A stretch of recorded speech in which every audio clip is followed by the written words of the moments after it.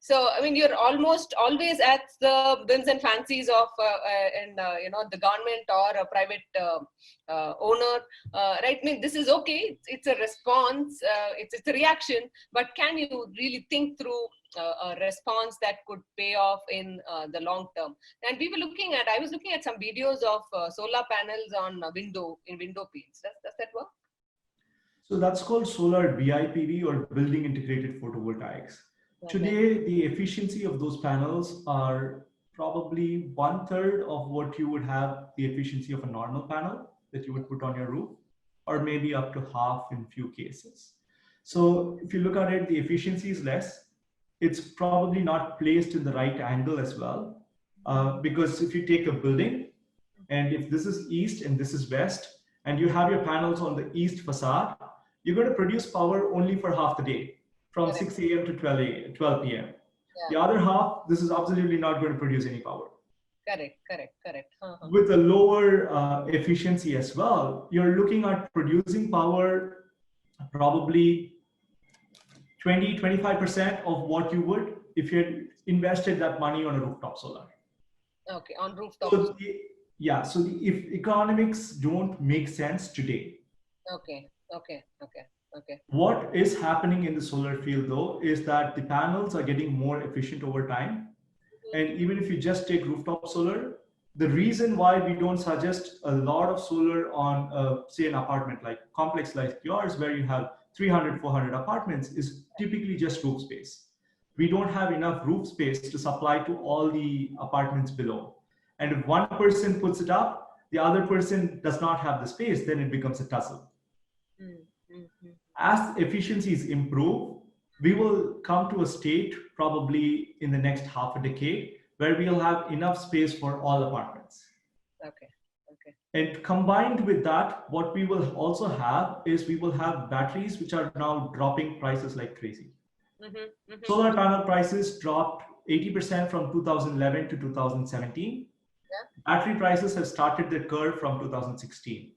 Okay. So in another 3-4 years, by 2023, 2024, you're going to look at battery prices which are going to be 80% lesser than the prices which were there in 2016. Okay. So at that point in time, you can then start to store electricity, whatever you produce. Okay. So when you do larger rooftops and you start to store electricity, we are very close to being off-grid. Off-grid. Very close to being off-grid. Yes, we are very close to being off-grid. And then we can start supplying electricity to the neighboring societies also. Yes.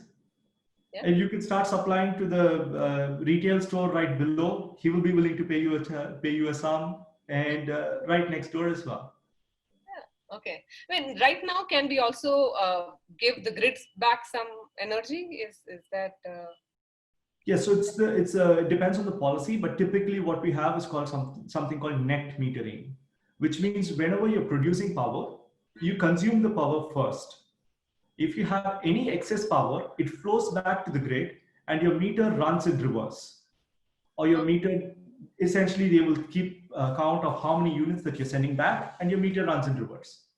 So at the end of the month, what you have is what you have taken from the grid during solar not producing, like nighttime and other things, minus what you have sent back to the grid, and that is what will be billed to you. Okay. There is a slight variation in policy from different states in terms of how much they pay for sending the power back. But this is a standard policy across all states. You can connect to the grid and you can send it back to them. Individual homes can do that? They connect to the grid? Individual homes can do that. Even if you're a very small shop or a small house, you could still do that. Oh, okay. So know of examples where they've been earning money from the solar grids? Yes, in Karnataka, there are examples where you're earning money from solar grids because they're sending power back. And Karnataka had a very good policy 2-3 years back where they were paying almost 7 rupees per kilowatt hour or 7 rupees per unit for what you send back to the grid. Whereas your cost of production is only 4, and people would oversize the system and actually get money from the grid. Okay. We are no longer consumers of electricity. We are prosumers, or we are producers and consumers at the same time. Wow. Okay. So you're not just saving money, you're also earning money by making this investment. Yes.